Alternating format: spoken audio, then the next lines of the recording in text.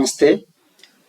పుస్తక సమీక్షలో భాగంగా నేను శ్రీ దీప్ త్రివేది గారు రచించినటువంటి నేనే మనసును అనేటువంటి పుస్తకం చదవడం జరిగింది. దీనిని మంజుల్ పబ్లికేషన్స్ వారు పబ్లిష్ చేశారు.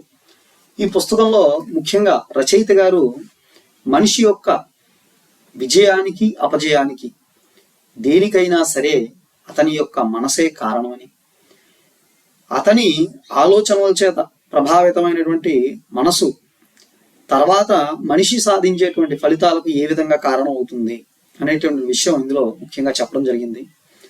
అయితే రచయిత దీప్ త్రివేది గారు ఆలోచనలు అనేటువంటి తాత్వికంగా అనిపించినప్పటికీ కూడా శాస్త్రీయమైనటువంటి ఆధారాలు ఏమీ కూడా ఇందులో చూపించలేదు. కానీ విశ్లేషణాత్మక దృక్పథంతో మనిషి యొక్క మనసు ఏ విధంగా అతని వైఫల్యాలకు కానీ విజయాలకు కానీ ఏ విధంగా కారణమవుతుంది అనేటువంటి చాలా చక్కగా చెప్పడం జరిగింది. ఇందులోని ఈ పుస్తకంలో ఉన్నటువంటి భాష కూడా చాలా సరళంగా పాఠకుల్ని ఆకట్టుకునేటువంటి విధంగా ఆలోచనాత్మక దృక్పథంతో సాగిపోయింది. ఇంకా మనిషి యొక్క బాహ్య ప్రపంచంలో అతనే కాదు, అతనితో పాటు ఉన్నటువంటి వాళ్ళు కూడా అతన్ని ప్రభావితం చేస్తారని. అయితే మనిషి చుట్టూ ఉన్నటువంటి మనుషులు కానీ లేదా తన చుట్టూ జరిగినటువంటి విషయాలని మనిషి ఎంతవరకు గుర్తుపెట్టుకోవాలి, ఒకవేళ తాను దాన్ని ఎక్కువగా గుర్తుపెట్టుకుని దాని గురించి ఆలోచిస్తే ఎలాంటి నష్టాలు జరుగుతాయి అనేటువంటిది. ఇంకొక విషయం ఇందులో ముఖ్యంగా చాలా చక్కగా రచయిత గారు చెప్పడం జరిగిందండి. జీవితం అంటే గడిచిపోయినటువంటి గతం కాదు, వచ్చేటువంటి భవిష్యత్తు కాదు. జీవితము అంటే కనుక వర్తమానము. ప్రతి వ్యక్తి కూడా వర్తమానంలో బ్రతకాలని, అప్పుడే భవిష్యత్తు అనేటువంటిది బాగుంటుందని చెప్పి చెప్పండి. ఎందుకంటే గతం గతహ అన్నారు. గడిచిపోయినటువంటి గతాన్ని మనం మార్చలేం, రాబోయేటువంటి భవిష్యత్తు గురించి ఊరికే తీవ్రంగా ఆలోచించి దానిని కూడా మార్చలేం. కాబట్టి వర్తమానంలో జీవించాలి. ఏ పని సాధించినా సరే దాని మీద మనసు పెట్టి సాధించాలి.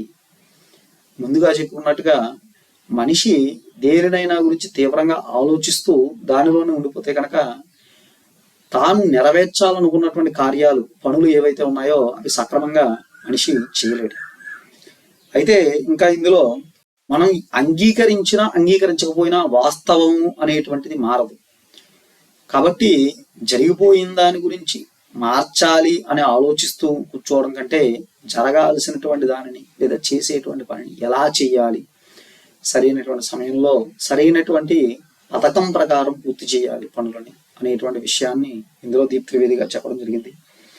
ఇంకా మనిషి యొక్క సంతోషం, బాధ, భయం, కోపం, అసూయ ఇవన్నీ కూడా మనిషి మనసుని ఏ విధంగా ప్రభావితం చేస్తాయి, తర్వాత వచ్చేటువంటి ఫలితాలను ఏ విధంగా ప్రభావితం చేస్తాయి అనేటువంటిది ముఖ్యమైనటువంటి ఈ పుస్తకంలో ఉన్నటువంటి ముఖ్యమైన విషయం.